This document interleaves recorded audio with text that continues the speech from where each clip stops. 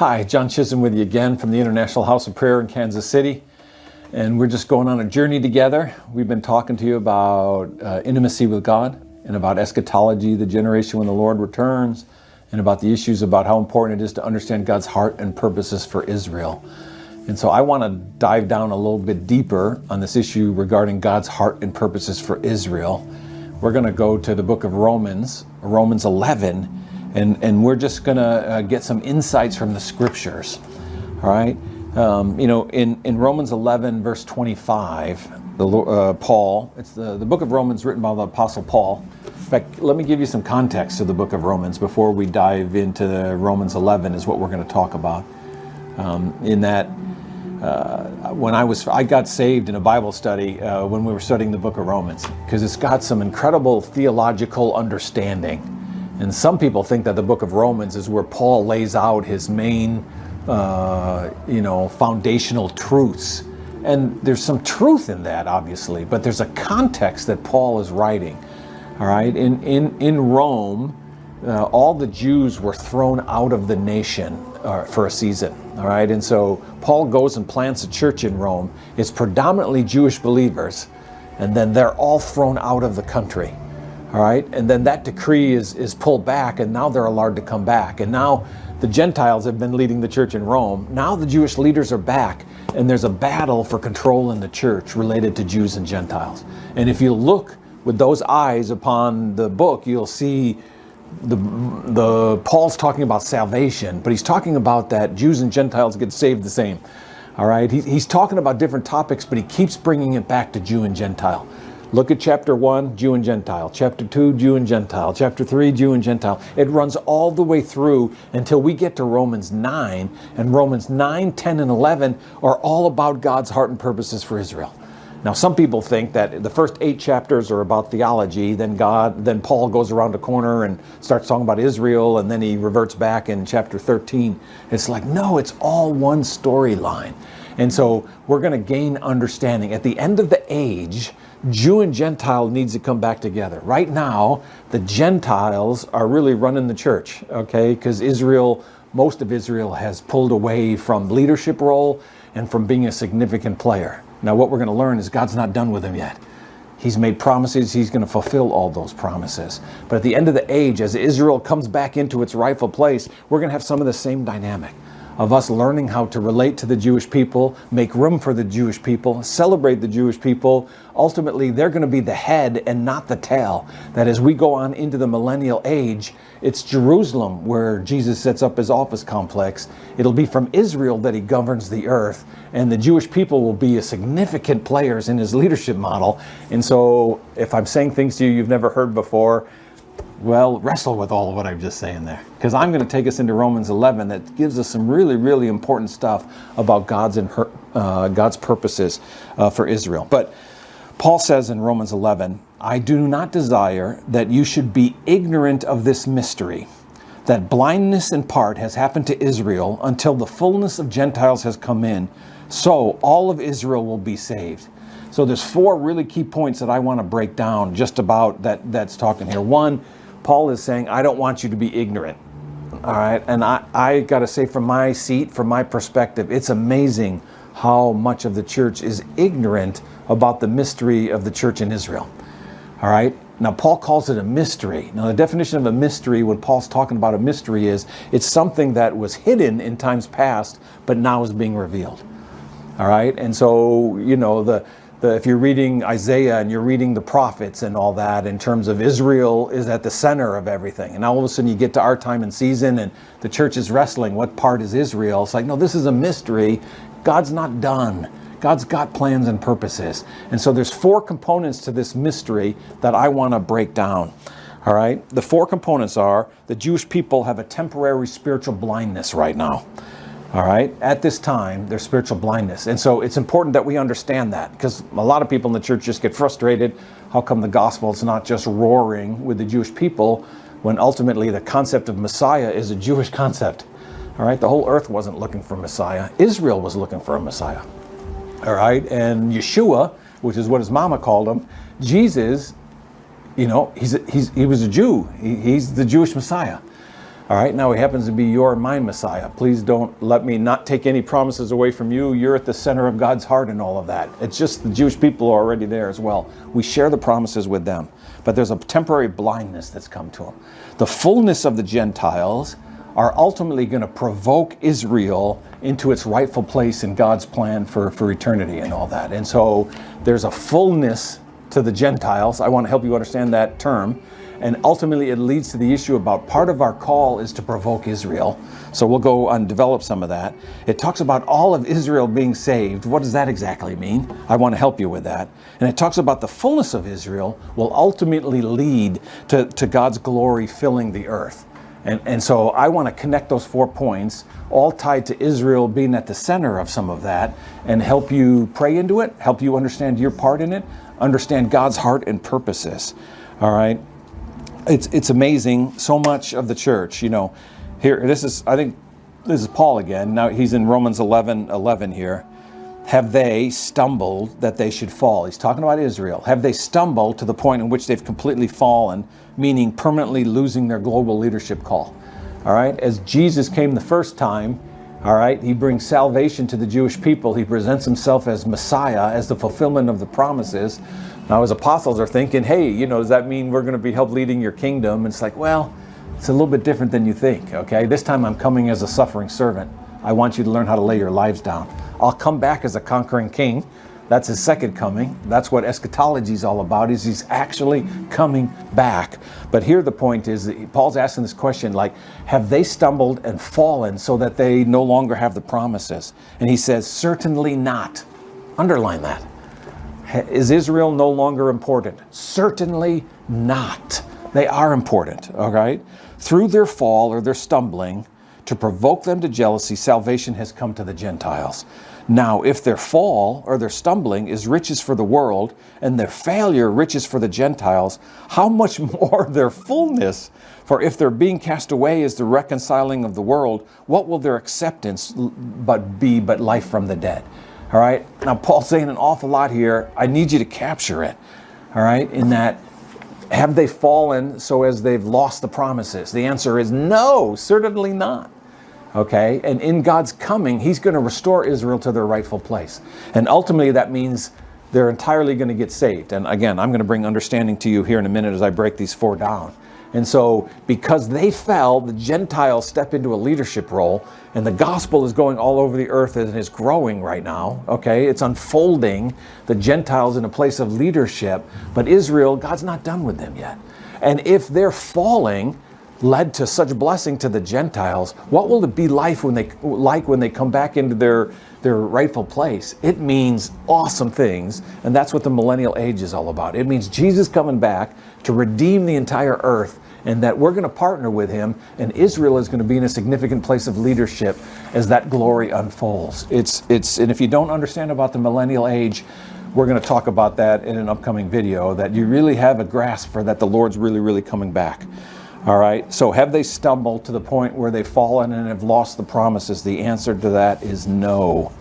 All right, and so again, I think the church is somewhat confused on this topic, and that because Israel has fallen, some would say that, you know what, they're no longer, the promises aren't real for them.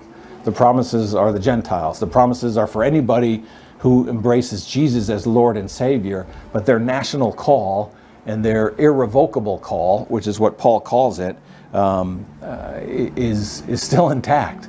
And so how do we hold on to that tension? I want to help you with that. Okay, part 1, Israel has a spiritual blindness.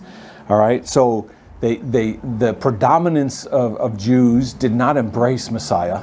Now, many did. I mean, the apostles are all Jewish. The revival that happened in the book of Acts where thousands get saved in one day, those were all Jewish people who were back for the feast. And so it's just really, really important to understand that not all of Israel said no, but the preponderance of it did. And the religious community said no. All right, and that led into some judgment. All right, but again, the Paul is saying to us, I don't want you to be ignorant of this mystery about God's heart and purposes. Right now, there's a blindness. All right, but that blindness, the rejection is not total.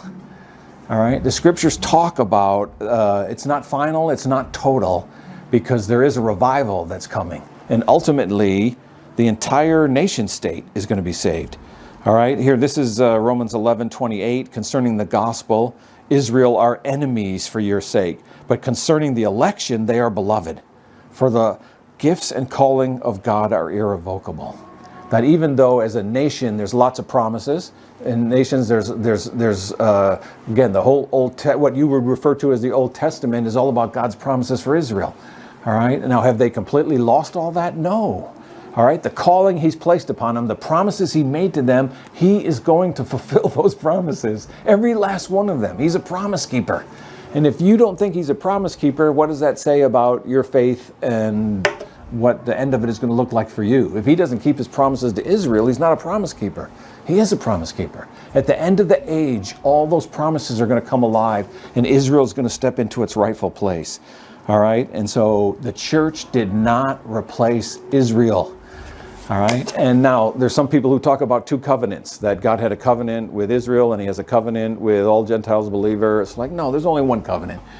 And the only way to come into relationship with Messiah, is through him. The only way to come into relationship with the Father is through Messiah. And so it's not like he's going to treat one this way and that way.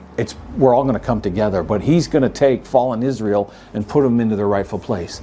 And he's going to receive great glory because of his ability to be a promise keeper, even though they haven't done real well. And what's interesting is, at the Gentile church, I don't know that we've done too well either.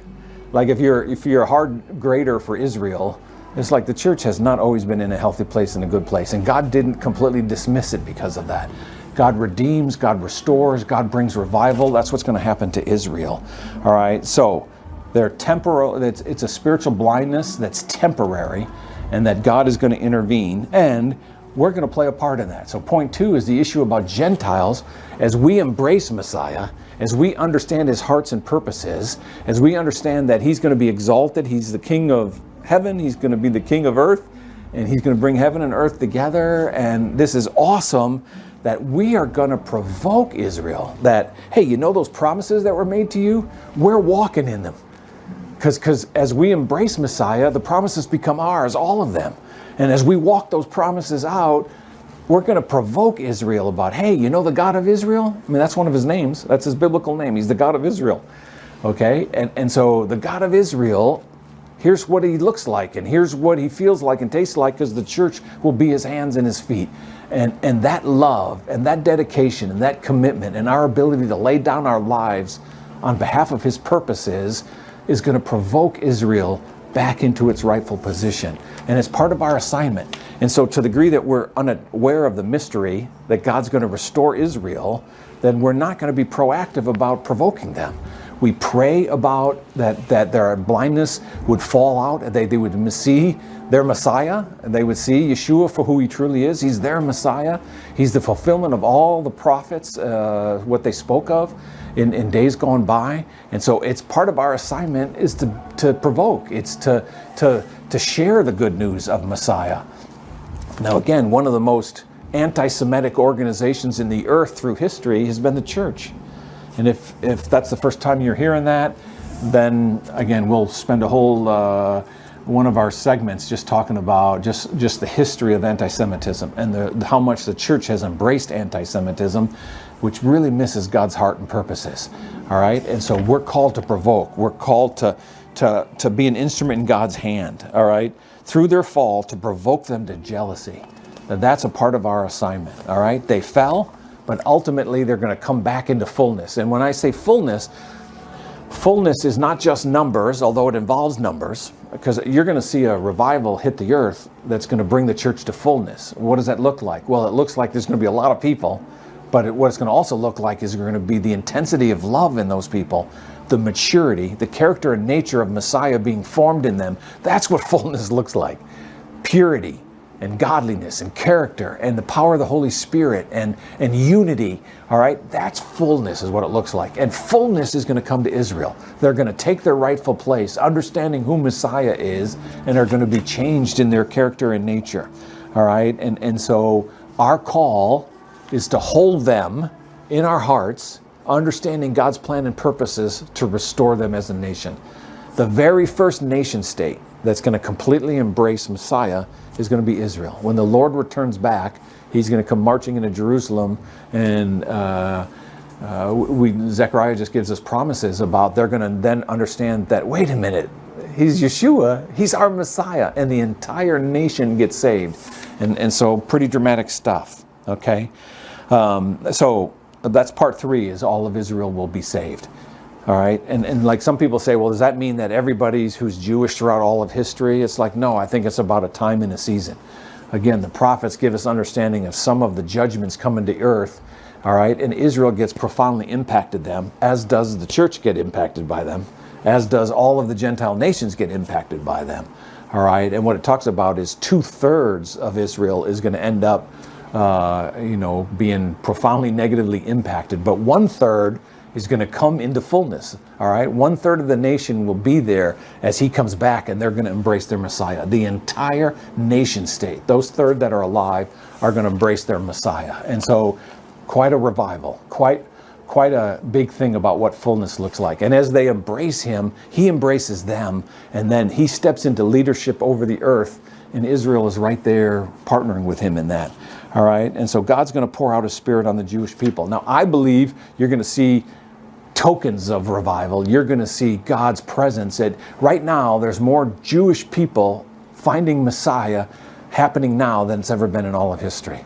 All right, there's some incredible things happening in Israel. There's incredible things in Jewish communities throughout the earth, that some of the blindness is dropping, and we're going to see tokens of that all the way to his return. In fact, I think we'll even see a demonstrative revival among the Jewish people. All right, and it's all first fruits relative to the entire nation getting saved. And so we need to pray into that.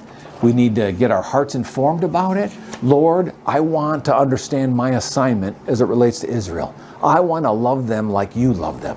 And I want to be able to express that love in a way that's meaningful to them. All right, understanding that so much of the church, with its anti-Semitic history, most Jewish people like Christianity, the gospel, like, I want nothing to do with it. Germany was a Christian nation, educated Christian nation that, went after, embraced anti-Semitism and went after trying to destroy the entire Jewish population. So when they think about Christianity, that's the taste that comes to their mouth. We need to be aware of that so that we know how to move around it. And again, prayer is going to be so important about that. But he really is going to pour out his Spirit. All right, it's Zechariah 13:9, where it talks about, I will bring 1/3 through the fire and refine them, but they're going to call on my name, and they're going to embrace me as Messiah. All right, and the fourth part is, fullness of Israel will lead to God's glory filling the earth. Romans 11 tells us. When Israel comes back into its rightful place, if they're falling away, where they stumbled, but not completely, but if they're stumbling away, open the Gentiles to the glory of the gospel and the good news of the King and his kingdom. Like, if their falling away was awesome, what's going to be like when they come back into their rightful place? Glory is going to fill the earth. Great promises tied to it. And so let me ask you this question. Do you want the Lord to come back? Do you want to see the Lord take up leadership over the earth and bring the redemptive power of his kingdom and restore the entire earth? I got to believe your answer to that is yes. Well, then let the yes be in your heart about Israel taking their rightful place. He's not coming back till Israel's in its place, receiving him as Messiah. That's one of the things that brings him back. And so to the degree that we're out of touch with that mystery, we're not going to pray into it. To the degree we're out of touch with that mystery, our heart's not going to be in alignment with God. To the degree we're out of touch with that history, then we're going to miss the opportunity of partnering with God to provoke Israel to help her find her rightful place. And so it's, again, I'm sharing an awful lot of information with you really, really quickly. And some of it is probably rather new to you. So we'll come back and we're going to talk about more. We're going to talk about like how the battle for Jerusalem, this issue of Israel, is at the center of the end time war that engulfs the entire globe, where all the nations gather around to really destroy Israel because the enemy still thinks he can win and wants to choke off God's purposes. The church is going to rise, step into partnership, even lay down its life on behalf of the Jewish people, because the Antichrist is going to mainly come after them. We're going to be willing to put our lives at risk to protect them and to provoke them. And so they're an important part of this end time scenario. We'll talk about it in eschatology. We're going to talk about it in intimacy because I want God's heart. I want his heart about character. I want his heart about what he wants me to do with my life. Like, Lord, I want your heart about all things. And the Lord says, well, here, I want to share my heart with you about my love for the Jewish people and my purposes for the Jewish people. Come join me in that and gain understanding and get a vibrant heart about what God's going to do with the Jewish people. And he invites us into that. And so I want to encourage you to spend some time in Romans 11, 9, 10, and 11 really are all talking about Israel. And again, most of the book of Romans is talking about the issue of Jew and Gentiles. One of the greatest hurdles we got to get over is the dynamic of church history and Jews and Gentiles coming into a place of unity. And it's going to take love in order to get there. It's going to take purity of heart, commitment to what the Lord loves, understanding his ways in order to get us there. It's going to be a big part of intercession in the prayer movement. As the prayer movement grows in the earth, God's heart and purposes as it relates to Israel, you need to embrace this mystery in a much deeper way than we are right now. If you've got questions, if you've got thoughts, if you want to, just share some things, please do that. We got a whole bunch more videos come in. We love going on this journey with you. Thanks for coming and spending the time with us.